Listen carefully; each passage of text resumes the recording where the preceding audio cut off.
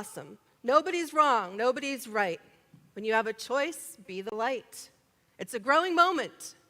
And today we're going to explore some growing moments. Last month, I don't know if some of you weren't here because we have so many new people, but last month I talked about, I'm preparing to hopefully go into seminary, and we talked a little bit about Reverend Dr. Paul Hasselbeck, who is a preeminent metaphysician who wrote the book that is used by Unity Seminary called Heart-Centered Metaphysics. And he really blew my mind open with a fresh take on Unity principles.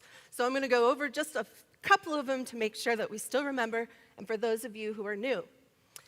Principle number 1 in Unity, we know is there is only one power and one presence active in the universe, God, who's absolutely good and everywhere present. In Unity, we do not subscribe to an alternate malevolent force opposing the good. There's no devil, and everything stems from that divinity. Principle number 2 is, I want to make sure I say it the right way, this is Richard's take on it, which I like.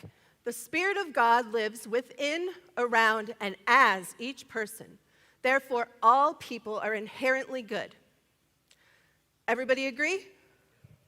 So at the first service last month, somebody said, okay, well, what about the villains? And I'm not going to start naming them, but he brought up a specific person and said, well, what about all the horrible things that happen in the world? You're saying that everything is good. Everything stems from divinity. Well, what Reverend Paul actually said that blew my mind open is that because God is unchanging, that divinity exists in you and each one of us exactly in the same way. God cannot change, right? Right. So God isn't necessarily expressing through us. It's our humanity that is expressing God.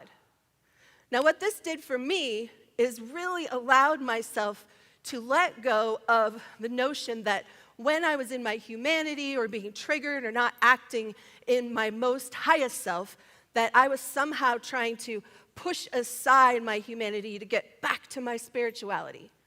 And that, there's some guilt and blame that goes with that. But in his way of thinking, we are fully human and fully divine in every single moment. We're just choosing what level to express it at. So again, what about the villains? So I said it at this service as well, and then I went home and thought, how am I going to explain that? So I really started reading and researching and praying and meditating. So before we get started, I want to set one thing straight. I'm not going to suggest that there aren't horrible things that happen in the world, that there aren't things that happen in your life that cause grief and anger, from the minor, someone cutting you off in traffic, to abuse that you may have sustained in your childhood. I'm not going to do that, so I don't want people sitting here waiting for me to do that. I'm not going to suggest that these things don't happen, but what I am going to say is there's a new way to look at it. But we're going to take baby steps. Here's why. There's something called the adjacent possible. Stuart Kaufman developed this, and Reverend Dr. Paul Hasselbeck explained it to us. We each have a belief system, a set of beliefs that we operate from. Outside of that is the adjacent possible. This is our growth, our growing edge, the place that we can kind of dip our toes into a new way of thinking. Anything outside of that is not adjacent and not possible. If we try to go from 0 to 100, where the greatest villain in history is suddenly not a villain and fully divine, I'm not even sure I could say that in integrity right now. I know that everything comes from divinity, but not adjacent, not possible for me to go there. Now, anybody that's ever been at a dinner party with your relative who is diametrically opposed to your political beliefs, you've experienced the fact that when we try to go to our not adjacent, not possible, we immediately go back into our belief system. We dig in. So we're going to explore the adjacent possible today. Sound good? So the hero's journey. Anybody familiar with Joseph Campbell's The Hero's Journey? Lots of us. We're going to use that as a bit of a framework. Now, there are 12 stages to the hero's journey. And Joseph Campbell basically looked at cultures and myths from across the centuries, the globe, through religion, culture, and determined that there's a similar journey that we all take. And he developed this circle with these 12 stages. I could do 12 weeks on the hero's journey, so we're just going to use it as a framework. Here's the basic hero's journey. A hero living an ordinary life answers a call to adventure. On the way, the hero encounters a foe, or a villain, or an obstacle, and then meets a guide who gives him the tools, or her, to succeed. Having persevered, the hero returns with a gift and a new awareness which is shared. They come back to where they began, changed at depth. We see this played out in every book and every movie. So in Star Wars, and we said this last month, who's the hero? Luke Skywalker. Who's the villain? Darth Vader. Who's the guide? Yoda! Could be Obi-Wan, but I'm a Yoda girl. Yeah. And so this plays out across almost everything. And so we are living the hero's journey as well. Now, I don't know about you, but I don't always answer the call right away. The little things, it's easy for me to ignore them. I need a huge obstacle, and then I have my shield and my sword, and I go into, I don't say battle, because I don't feel like I'm battling anything, but for lack of a better word, I need something big. And Lorelei, our resident astrologer, says, that is my Capricorn mountain goat who cannot just go up a hill. I have to go up a mountain. So I do everything big. Anybody else? Yeah. And that's often the thing. The hero, when finally met with a huge obstacle, finally answers the call. We start off on our adventure, and we finally meet the villain. Dun, dun, dun, dun, dun. So why do we need villains? I'm an interactive thing. I'm not speaking at you. In the first service, we had a wonderful conversation, so feel free to yell out why you think we need a villain. Whoa, all of you, hold on. Why? So we can have a challenge to overcome. Yes, anybody else?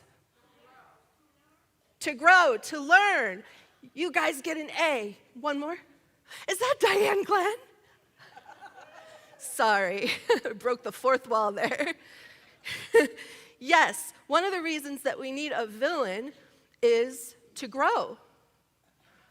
What motivation does the hero have if there's no obstacle? When I thought about it, I pictured all these heroes in capes and shields and swords going la la la la la in the fields with nowhere to go and nothing to do. And that's not realistic. We want to make sense of our world. We want there to be meaning and purpose to our lives. Without a villain, there's no motivation. So, how do you react to the villains in your life? Now, there's a whole host of things that happen. We've got the little altercations, like I said, the person that cuts you off, all the way up to the big stuff. Let's go with our typical, someone at work annoys you, you come home and your spouse annoys you, or someone in a store runs in front of you. How do you deal with your villains? What's your, what?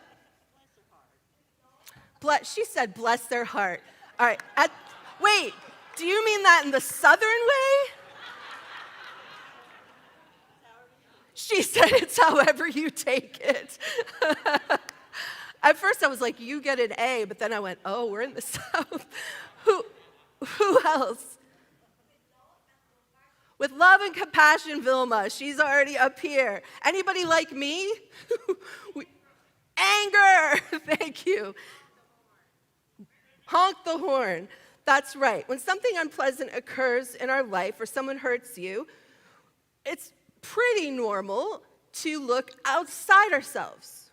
So if the transgression or the villain is outside of us, then the responsibility for our discomfort is where? outside coming in.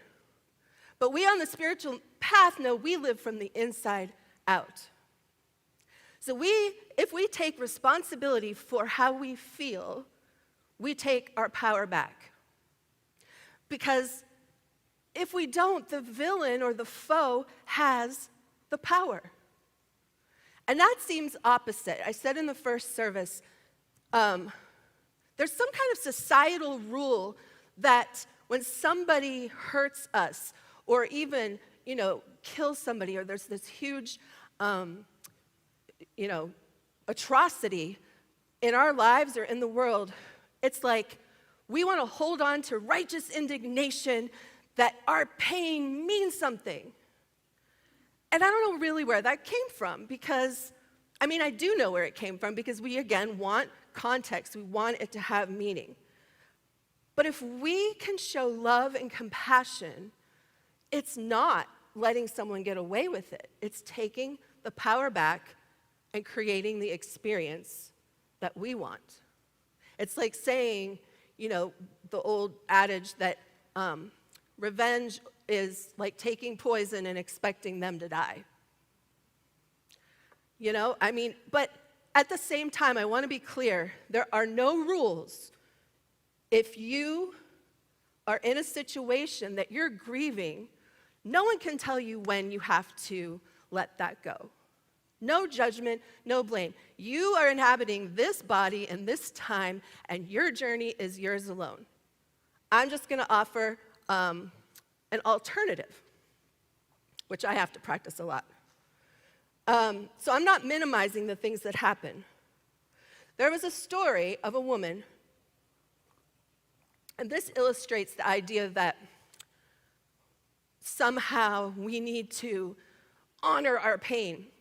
There was a woman whose only child, 15 years old, gunned down over $20 by a 17-year-old boy. So she lost her only child.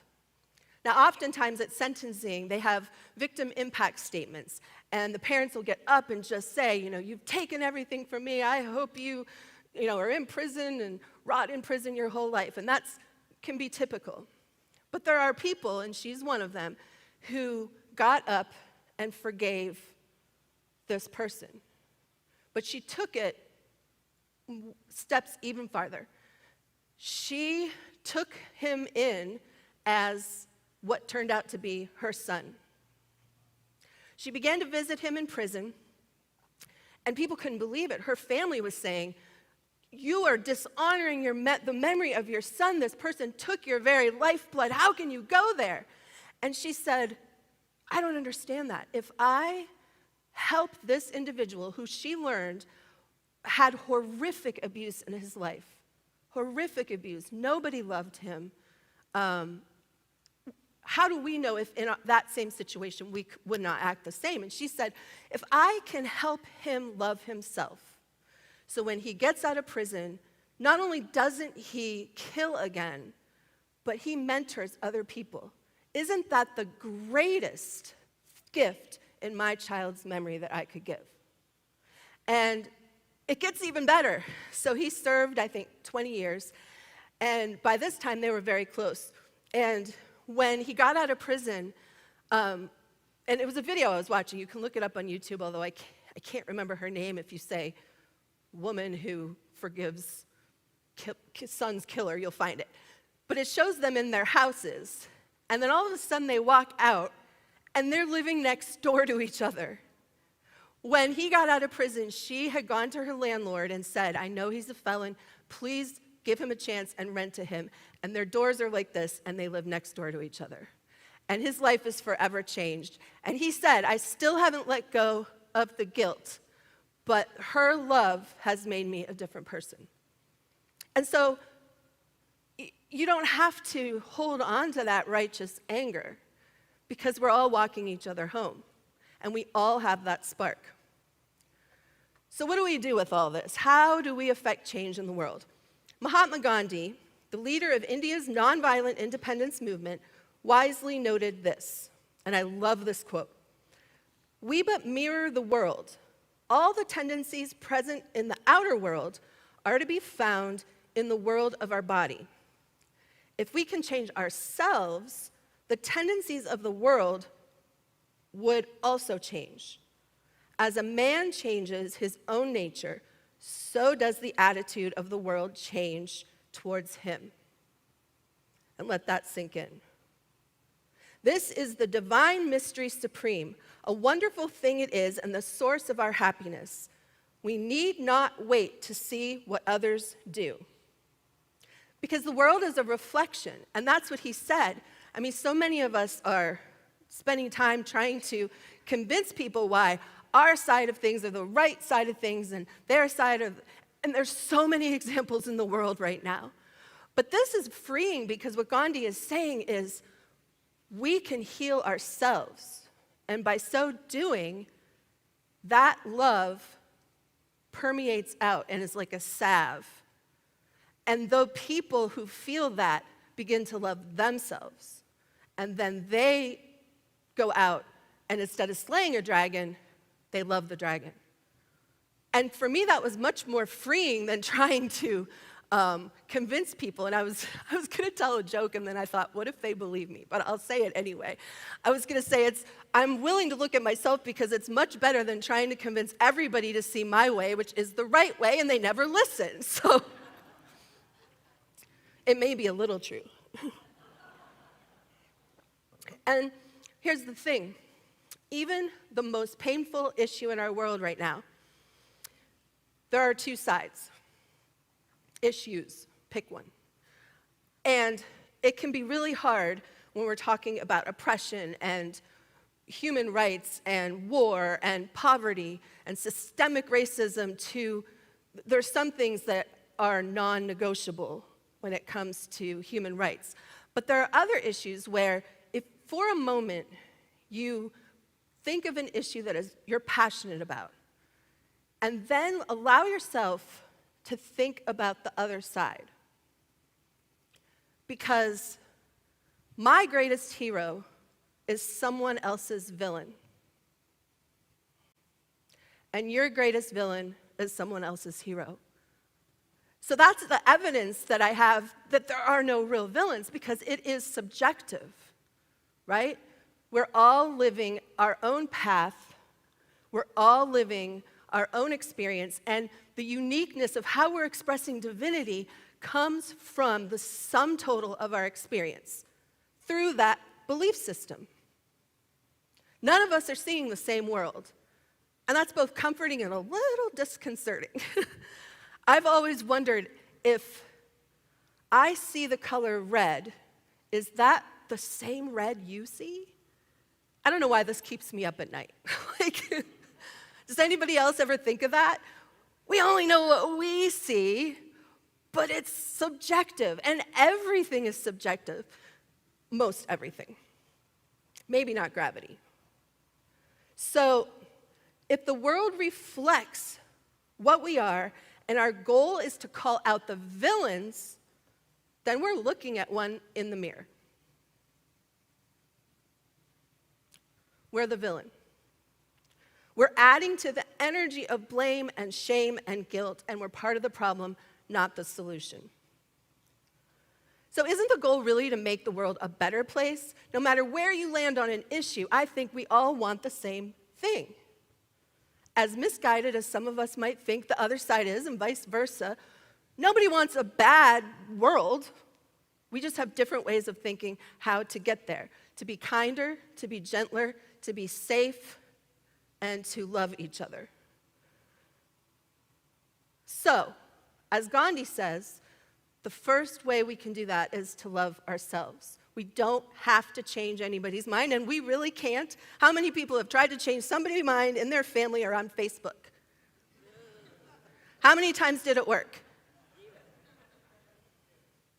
Now, in college, I had one instance where it worked. I was a criminal justice. I was going to go to law school, and I was vehemently against the death penalty, and still am. And amen. It made no sense to me. So I lived on a co-ed floor, and there was a gentleman who was also pre-law, and he was really for the eye for an eye, tooth for a tooth. And so we had this discussion over several hours, and we got to the end, and he said, wait, this is the first time I have ever had a conversation about this where it didn't end up in anger and screaming where I left the room. And I said, why do you think that is? And he said, because you listened. As I really wasn't trying to change his mind. I wanted to know how someone could possibly think that, but I was open. He felt heard. And so that's probably, and consequently, he went to his adjacent possible and gave a little bit more thought. And to be honest, I gave a little bit more thought. I didn't change my stance, but I was able to think about it. It's an inside job. So rather than give a huge list of things, I want to talk about Ho'oponopono. Anybody know? A lot of us. Ho'oponopono. It is, another drink,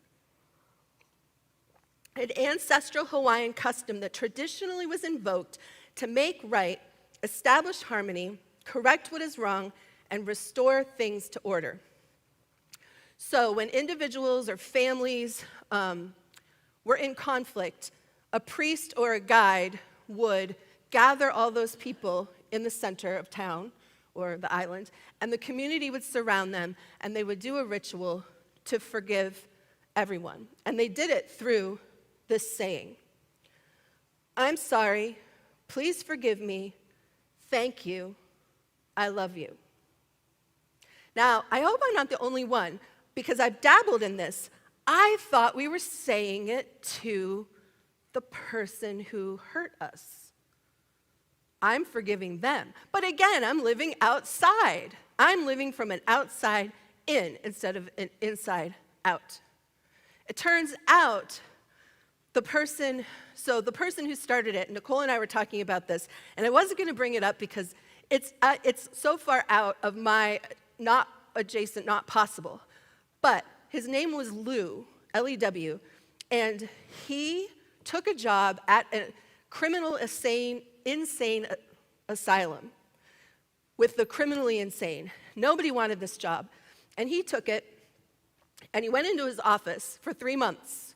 He didn't see any patients. And everyone's like, what's going on? So for 3 months, he went inside. And when he came back out, they said, what have you been doing? Things are getting so much better. And what he said was, I just realized I'm really walking a lot, and Wes is probably like, stop walking. What he said was, he was doing Ho'oponopono day in and day out for all of the patients. But what he was doing is he wasn't doing it for them. He was doing it for himself, because we reflect when something is triggered, what is it about us that is in them? Because they are you and you are them. So that's really a big thing. Like, who can believe that? Just be honest. We're all here in this together. All right, who has a hard time believing that? Thank you, brave souls. And it's okay. I mean, our strength is in our vulnerability. We have to be safe to say, yeah, that's not me right now. But I'm not saying it's not true. But is it really that powerful? But what he said is he energetically was healing himself for all the things in their hearts that mirrored his. And by doing that, that love transferred over. So once I realized that we're saying it for ourselves, so we're saying, I'm sorry, and the way they intended is we're saying, I'm sorry to our inner child, to the essence of who we are, for that memory. Because everything is a memory. We are living in our memories, except for this now moment, and this now moment, and it's fleeting. We are living in cause and effect, and our past is just a memory. So if you say, Well, the reason I'm afraid of commitment is because my father left when I was little. You have truncated cause and effect, and it's like you're living it right then, even though it's not happening right then. When you bring it into your memory, it happened. Father left, I don't like commitment. The future goes the same way. If you're afraid to fly, and you say, oh my goodness, I have to fly in 2 weeks, and you're getting nervous, same thing, cause and effect, whew. Something in you is afraid of flying. Maybe turbulence. Maybe you've seen a plane crash. Maybe you've been in a plane crash. Or maybe, like me, for the first 15 minutes, you go, how can this be in the air? It doesn't make sense. I have that every single time I fly. So again, all of that is memory. We're living through that story, but the power is in this moment. And so we're asking ourselves, we're saying, I'm sorry for carrying those stories into the present. We then say, please forgive me. Forgive me for allowing those memories to affect my present experience. Now, I'd already chosen to do Ho'oponopono today, and when I did that, I realized I was really triggered by this one. So much so that I thought, I got to choose something else. Because in my mind, I thought, why do I have to forgive myself for this memory? It just felt like blaming the victim. And then I realized that was triggering some kind of experience that I had. It's exactly why. Because some of you are probably not triggered by that at all. So I looked at it and I realized that my core wound is that I'm damaged, or I don't deserve to take up space. And I've come a long way. I would say it's really not, it doesn't come up very often anymore, but that's what triggered me. I shouldn't have to forgive myself. But again, what you're forgiving in yourself is what you're forgiving in others. And then we say thank you, and this one's pretty easy. We're thanking the universe for allowing this memory to come up so it can be shifted.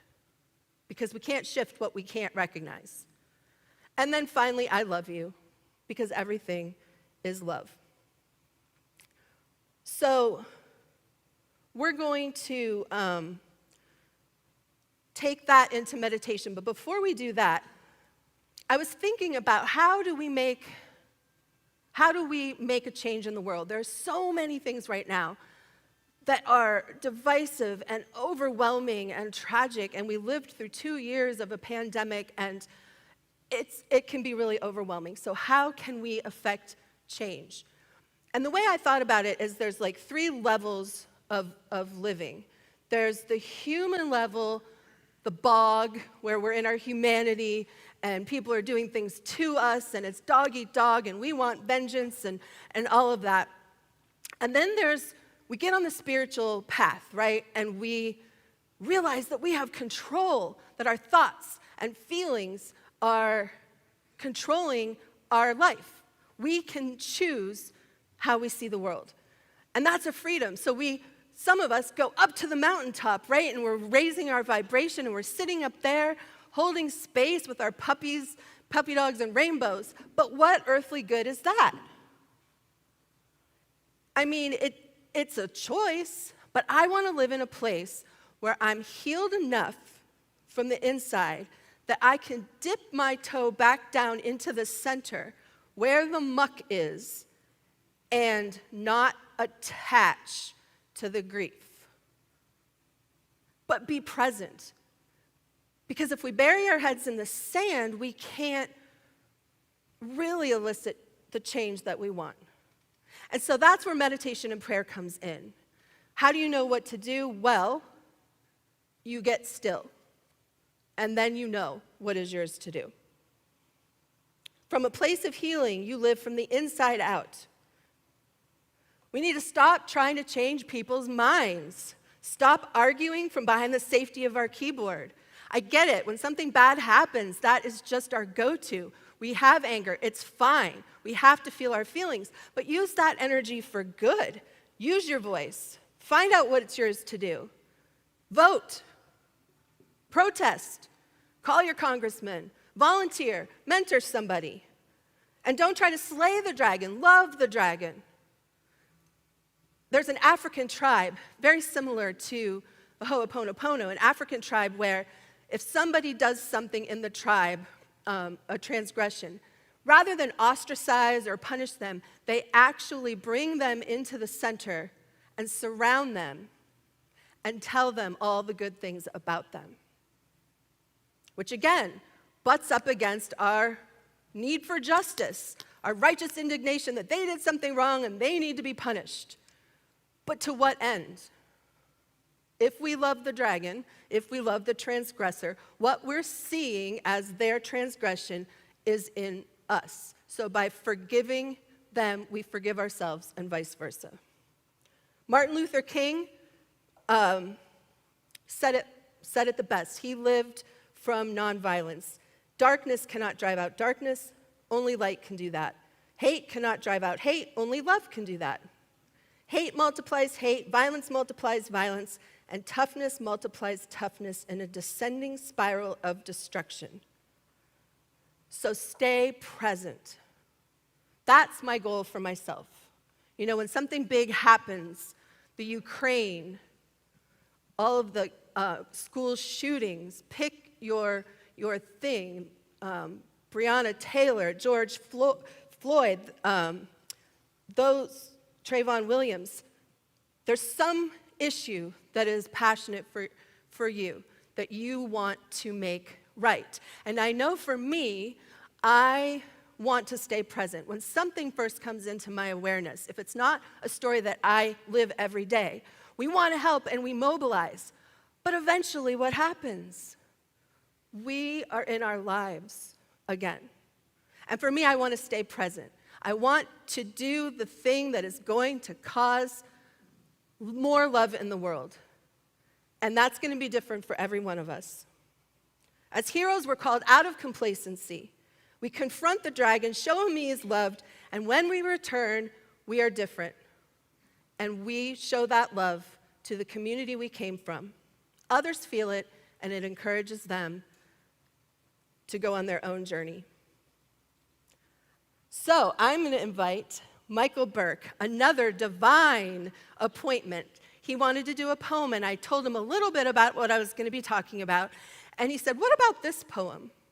And it is so perfectly in line with all of this. So I'm going to invite him up now to share his poem before we go into a time of meditation.